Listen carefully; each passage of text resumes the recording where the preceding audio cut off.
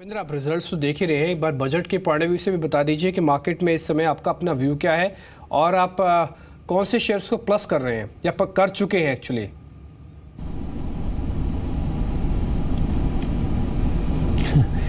देखिए, बजट की रैली तो अभी चालू है। आई मीन डेफिनेटली हम लोग एक सेफली कह सकते हैं कि ये बजट रैली चालू है।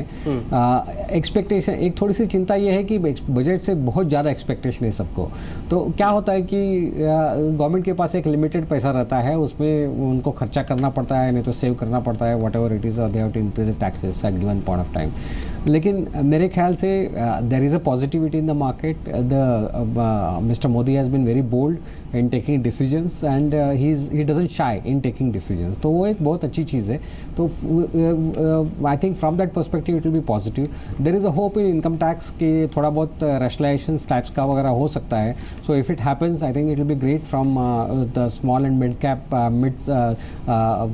the people perspective and उसमें खर्चा भी जो होता है उसमें उनसे ज़्यादा होता है।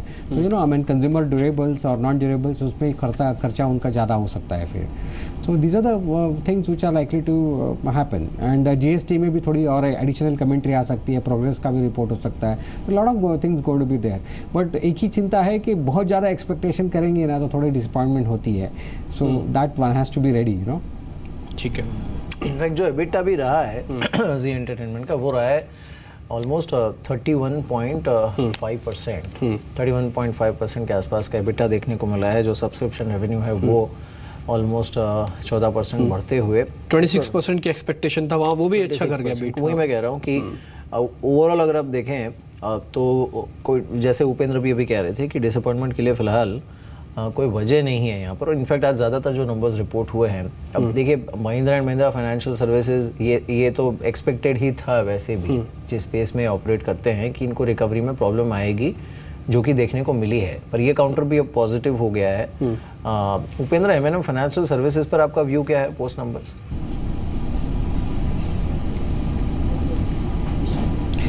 मेरे ख्याल से ये कंपनी मुझे बहुत अच्छी लगती है। They have gone through their own set of times, turbulent times, end of course जो डिमोनेटाइजेशन का इम्पैक्ट उनके ऊपर थोड़ा बहुत हुआ है। Results have not gone through properly, लेकिन मेरे ख्याल से कंसिडरिंग पेडिग्री, कंसिडरिंग उनका बिजनेस मॉडल देखने के बाद from long term perspective it will be a good company. और जो करेक्शन हमें देखने को मिली है फाइनेंशियल सर्विसेज एनबीएफसी सेक्टर में, that can be an opportunity to get into this companies, क्योंकि डिमोनेटाइजेशन का इम्पैक्ट मेरे ख्याल से 100% आई एम श्योर कि वो लॉन्ग टर्म नहीं है, वो शॉर्ट टर्म इम्पैक्ट था। May be quarter eight worst little lingering into the second quarter, और उससे ज़्यादा हमें कुछ ज़्यादा उसका तकलीफ हमें देखने को नहीं मिलेगी। तो मेरे ख्याल से this would be an opportunity to get into the sectors which are corrected because of the demonetisation. तो द एनबीएफसी, भारत फाइनेंशियल से, बजाज ग्रुप की कंपनियां हैं, बजाज ऑटो ग्रुप की कंपनियां हैं, तो आई मीन अपॉर्चुनिटीज़ बहुत सारे हैं उसमें। बिल्कुल। खैर, मार्केट इस समय दिन के उच्चतम स्तरों पर है, 84-73 का लेवल है, और ये सभी शेयर्स आप देख पा रहे हैं जो निफ्टी के गेनर्स हैं, जो कि बाजार को इस समय काफ़ी अच्छा सपोर्ट कर रहे हैं। आपको हम पोल भी बताएंगे थोड़ी देर में, हेमंत ठकुराल भी हमारे साथ होंगे, आपको ये बताएंगे कि अगले सीरीज़ के अंदर कौन से शेयर चल सकते हैं। इस सीरीज़ का रोल ओवर का आंकड़ा का एनालिसिस करके भी आपके सामने कुछ एक शेयर्स रखेंगे और आप समझेंगे कि अगली सीरीज़ में कहाँ पर आपको प्लस या फिर शॉर्ट करना है ऑप्शंस के हिसाब से भी। लेकिन सुनील सुब्रमण्यम हमारे साथ बने हैं। सुनील, फंड्स की इस बार तारीफ तो करनी होगी क्योंकि पूरी तरह से काउंटर कर रहे थे एफआईज की जो बिकवाली मार्केट के अंदर हो रही है, लेकिन ये पोजीशंस आप बना कहां पे रहे हैं? आपने कुछ एक पोजीशंस नो डाउट बजट में बनाना शुरू भी किया होगा, कुछ पोस्ट बजट भी करेंगे। आपका फोकस एरिया क्या है सर? फोकस एरिया कंजम्पशन है, क्योंकि कंजम्पशन वो सेक्टर है जिसके ऊपर एक नोटबंदी के कारण अभी दबाव आ सकती है, तो प्राइसेस और वैल्यूएशंस गिर सकती है।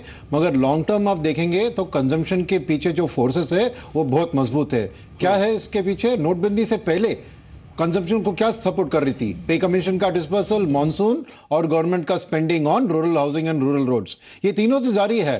तो जैसे ही नोटबंदी का सेंटिमेंटल इम्पैक्ट धीरे धीरे कम होता है तो ऑटोमेटिकली कंजम्पशन की वापसी हम देखेंगे।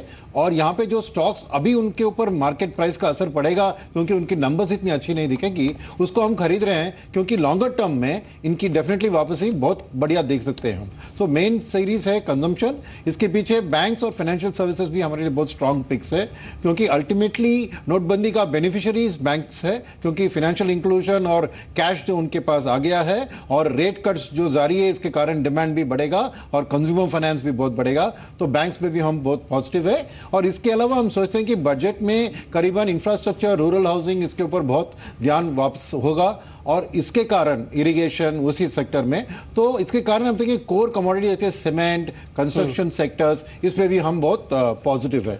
तो ऐसे क्षेत्र में हम अपना खरीदारी जारी रख रहे हैं। सुनील जी, एक चीज़ बताइए, एक नया सेक्टर इमर्ज हुआ था, वो था नोटबंदी के साथ कैशलेस वाला। उसके भी कई शेयर्स ऐसे हैं मार्केट के अंदर, शायद हो सकता है पहले आप उसको किसी और नज़र से देखते हो, लेकिन आप किसी और नज़र से देखना होगा, क्योंकि अब इनका जो पैमाना है वो पूरी तरह से बदल चुका है।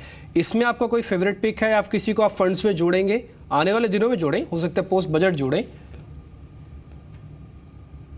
या इसको थोड़ा ध्यान से देखना चाहिए, क्योंकि ऐसे बिजनेसेस क्या होते हैं कि उसमें ज़्यादा कैश बर्न ज़्यादा होता है to build up the business, तो प्रॉफिटेबिलिटी उसके बाद ही आती है। तो इनको प्रॉपरली डिटेल्ड स्टडी करने के बाद ही, क्योंकि अब जो हवा चल रही है कि नोटबंदी के कारण ये सब बहुत बढ़िया करेंगे, ये खाली हवा है।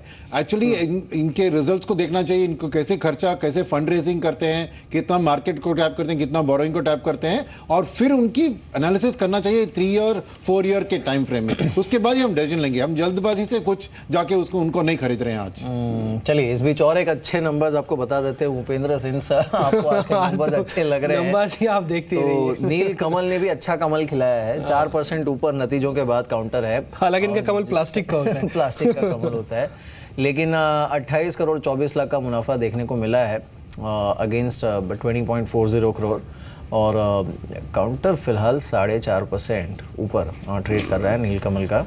अच्छा रुझान, शानदार बस भी देखने को मिला है। आप ट्रैक करते हैं क्या उपेंद्र नील कमल को?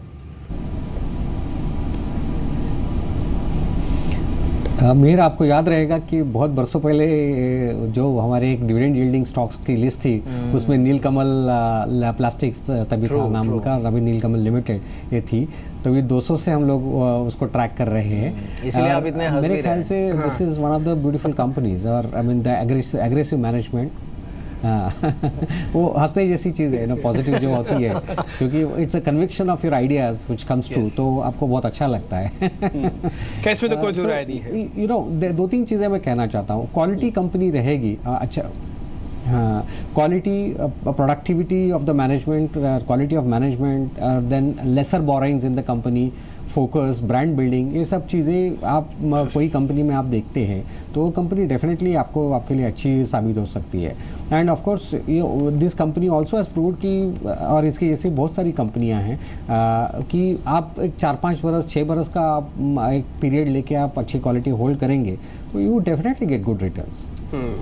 मेरी एक चीज़ आपने और नोटिस की होगी, नीलकमल के साथ साथ कंजम्पशन स्टोरी जहाँ जहाँ भी है और बजट के साथ उसका कनेक्शन हो रहा है, जैसे सुनील सुब्रमण्यम भी कह रहे थे, वहाँ पे नंबर्स इस बार अच्छे आ रहे हैं और ठीक बजट से पहले आ रहे हैं। आप सोमानी सेरामिक्स के भी नंबर्स देखिए, क्योंकि ये भी कंजम्पशन लेड स्टोरी, और हाउसिंग का जो सरकार बड़ा इस बार अनाउंसमेंट कर सकती है, क्योंकि ये बात तय है क्योंकि जब बजट की स्पीच होगी तब हाउसिंग में सबसे ज़्यादा तालियां बजेंगी। ये नीलकमल की आपने जो बात की ना, उसमें और एक चीज़ भी है। हाँ, मैं एक इन्वेस्टर जिनका एक्सपोजर है उनसे मैं बात कर रहा था, and he had a very interesting view कि देश में रोड पे इतना काम हो रहा है, रोड सेक्टर में, उसमें आपने देखा होगा उसमें जो साइड में बैरिकेडिंग होती है, हाँ, प्लास्टिक की, उसमें ये मोनोपोली प्लेयर है, और वो काम ऐसा है कि वो आने वाले कई सालों तक रुकने वाला ही नहीं है। तो ये I mean this is one of the HNI जिन्होंने ये व्यू दिया था, पर आज अच्छा रिफ्लेक्शन देखने को मिल भी रहा है। हेमंत ठुकराल आई थिंक इस बीच हमारे साथ अब जुड़े हैं, उनसे एक बार बात करते हैं। इंटरेस्टिंग मूव है मार्केट में। हेमंत, शुक्रिया हमारे साथ इस बातचीत में शामिल होने के लिए। आज एक अच्छी चीज़ ये है हेमंत की जितने गेस्ट हमारे साथ हैं ना, all of them are smiling, and maybe rightly so, जिस तरह का मूव मार्केट में देखने को मिला है। क्या व्यू है आपका मार्केट पे? अब तो लाइक 8500 स्ट्राइकिंग डिस्टेंस है। देखिए, गुड आफ्टरनून। मीर मेरे हिसाब से स्माइलिंग ही रहने चाहिए लोग आगे में। मुझे नहीं लगता कि स्माइल्स जल्दी जाने वाली हैं लोगों के फेसेस से। मुझे ऐसे लगता है कि मार्केट नया बेस बना रहा है और अब वो बेस और ऊपर शिफ्ट होता जा रहा है, क्योंकि अगर आप नेक्स्ट कॉन्ट्रैक्ट की पुट्स देखें, मुझे उसमें ज़्यादा इंटरेस्ट था, तो उसमें भी 83 पुट में हाईएस्ट ओपन इंटरेस्ट होता जा रहा है विज़ा-विज़ 8000 पुट के। तो इसका मतलब बेस आपका और ऊपर की तरफ शिफ्ट होता जा रहा है। और इस मंथ में अगर आज आप 8450 के ऊपर क्लोजिंग देते हैं तो I will not be surprised कि आप एक्सपायरी यानी कल एक बार 8530 का भी लेवल टेस्ट करें तो, और नेक्स्ट एक्सपायरी में your target should be around 8600। तो मेरे हिसाब से 8600 के लिए हम लोग ऊपर की तरफ तैयारी कर रहे हैं। और अब जब तक 8330 वायलेट नहीं हो, मेरे ख्याल शॉर्ट या अपना प्रॉफिट भी बुक नहीं करना चाहिए। It remains a buy on dips market. खैर मैं तभी आपसे कुछ मैं शेयर्स भी जानूंगा, लेकिन इस बीच पहले न्यूज़ रूम चलते हैं रजत से, पूरा F&O का एक बार एनालिसिस कर लेते हैं, क्योंकि हमने 17 शेयर भी आपको दिए थे इस जनवरी सीरीज के अंदर, उसमें कैसा रिटर्न रहा, अभी तक का डाटा क्या कह रहा है और आगे कौन से शेयर्स चल सकते हैं, इसकी प्रोबेबिलिटी आपको बताएंगे। रजत बताएं आप। जी बिल्कुल, 4% से ज़्यादा का रिटर्न्स तो मार्केट से डिलीवर कर गई हैं जनवरी में, बहुत स्ट्रांगली बढ़त देखी, और जो बैंकिंग से पार्टिसिपेशन मिल गया उसका बहुत एक कुशन मिलता हुआ नजर आया। निफ्टी बैंक में खुद रोल ओवर फिगर्स काफ़ी स्ट्रांग है, 38% से ज़्यादा की, तो कह सकते हैं कि एक बेहतर क्लोजिंग की तरफ बढ़ रहे हैं इस सीरीज़ की।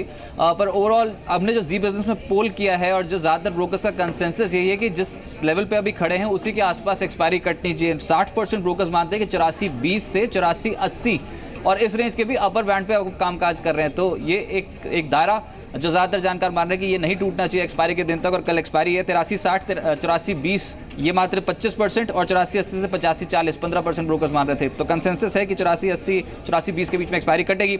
लेकिन जो आप बात कर रहे थे कि सीरीज में कुछ स्टॉक्स जरूर बताए गए थे जी बिजनेस की ओर से, जहां पर बेट लगाने की सलाह दी गई थी पॉजिटिव साइड पे, चाहे बजट का ट्रिगर हो या फिर इलेक्शंस का या फिर सीरीज का ही। उसमें कावेरी सीड इस स्टॉक में दमदार रिटर्न मिले, 19% का रिटर्न यहाँ पर डिलीवर हुआ। और मैं बता दूं कि 9 F&O काउंटर्स ऐसे थे जिसमें कुल मिलाकर 82% का रिटर्न जनरेट किया, और औसत 9% बैठता है पर काउंटर।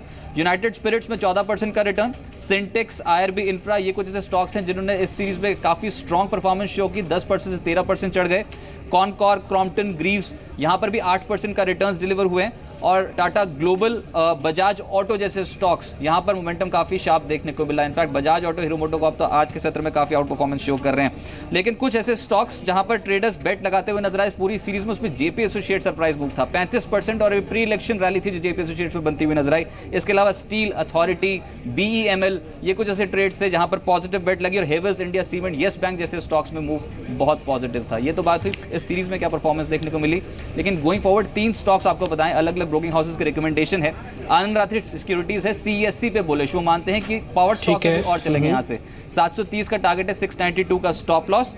LKP सिक्योरिटीज के रडार पर है हिंडाल्को, इस सीरीज का आउट परफॉर्मर, नेक्स्ट सीरीज में भी बेहतर प्रदर्शन करेगा, 192 का टारगेट है, 180 का स्टॉप लॉस। और आखिरी स्टॉक है UPL, जिसमें रेलिगेयर सिक्योरिटीज की पॉजिटिव रिकमेंडेशन है, 770 का टारगेट है और 710 का स्टॉप लॉस। ठीक है, ये तीनों शेयर्स भी आपको मिल चुके हैं, जिसमें UPL, CESC और साथ ही हिंडाल्को, ये 3 शेयर्स आपको अगली सीरीज के लिए भी रखने हैं। ये अलग अलग ब्रोकिंग हाउसेस का व्यू है और आपको शानदार यहाँ पे रिटर्न्स आते हुए दिखे हैं। इसमें तो अजंता फार्मा के नंबर्स भी आए ही, और आप देखिए इनका मुनाफा करीब 114 करोड़ से 143 करोड़ हुआ है। एक और सेट ऑफ नंबर्स जिसमें प्रॉफिटेबिलिटी फिर से बढ़ी है। और यहाँ पे अगर आप आय देखेंगे तो ये भी 500 करोड़ को इस बार पार कर गया है, 533 करोड़ रुपए की आय है। हालांकि अजंता फार्मा सुबह जो टूटा था उसी के प्रेशर से भी उभर पा रहा है धीरे धीरे, लेकिन नंबर्स भी आज ही आने थे। और आज सुबह जब खबर आई अजंता फार्मा पे तो हमने देखा कि थोड़ा प्रेशर बना, लेकिन नंबर्स शायद इसको हो सकता है आज के सेशन में कहीं ना कहीं रोकने की कोशिश करें, क्योंकि मार्जिन्स में इनलाइन रहे, प्रॉफिटेबिलिटी और आय दोनों के अंदर हमने यहाँ पे इजाफा आते हुए देखा है। बिल्कुल। खैर इसमें जो बयान आया भी है मैनेजमेंट की तरफ से, उसके बावजूद कोई बहुत ज़्यादा सपोर्ट मिला नहीं है अजंता फार्मा को। ऑब्वियसली इंट्राडे लो से रिकवरी है, लेकिन नॉट दैट बहुत सपोर्ट मिला है। पर हाँ, प्योर नंबर्स प्ले के लिहाज से अगर देखा जाए फार्मा स्टॉक्स में, मानस, अजंता फार्मा क्या करना चाहिए यहाँ पे? जो लो हिट किया था उसने, वहाँ से तो ऑब्वियसली रिकवरी है थोड़ी, पर अभी भी 4% नीचे है ये।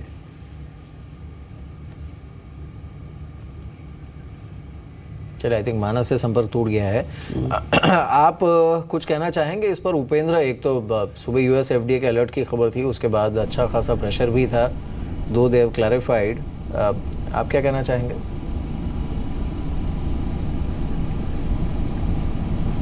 सी आप कंपनी की तरफ देखेंगे, अजंता फार्मा एक बहुत बढ़िया कंपनी है, लेकिन ऑफ कोर्स यूएस एफडीए का साया सबके ऊपर मंडरा रहा है फार्मास्यूटिकल कंपनीज के ऊपर।